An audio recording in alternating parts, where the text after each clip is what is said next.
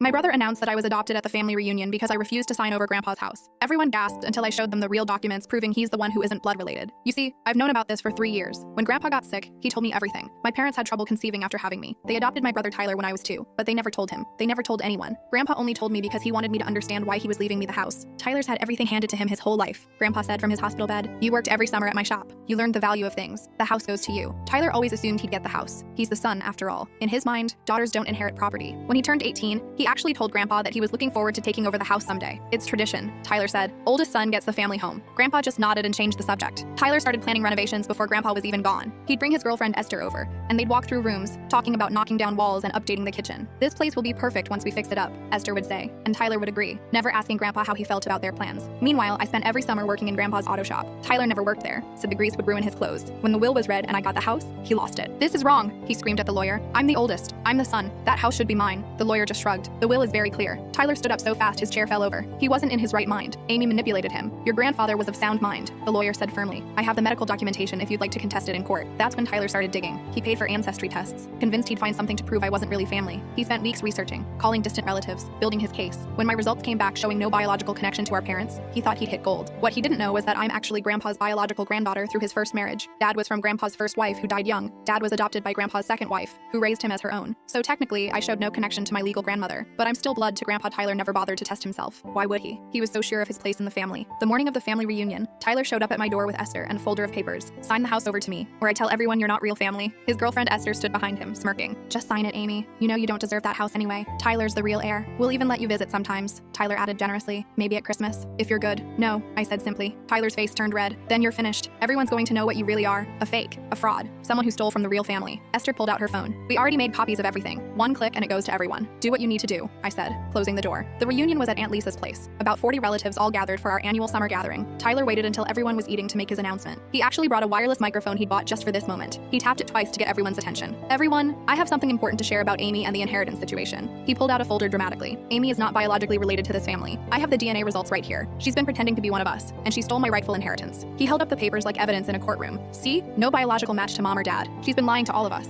The silence was thick. Everyone turned to look at me. Some relatives were already whispering. Cousin Janet covered her mouth in shock. Uncle Ray shook his head. Esther was recording everything on her phone, probably for their social media later. "This is why Grandpa's house should come to me," Tyler continued, gaining confidence. "I'm the actual blood relative, the real grandson." I stayed calm and pulled out my own folder. "Tyler's right. I'm not biologically related to mom. But before you all turn on me, maybe Tyler should share his own DNA results." "What are you talking about?" He laughed nervously. "I don't need a test. I look exactly like Dad." "Do you though?" I opened my folder. "Because I have here adoption records from 1998. Tyler James, adopted at 3 months old by Lorna and Daniel Quinn." "That's you, Tyler. You're the adopted one." His face went white. Full story on channel. Link below.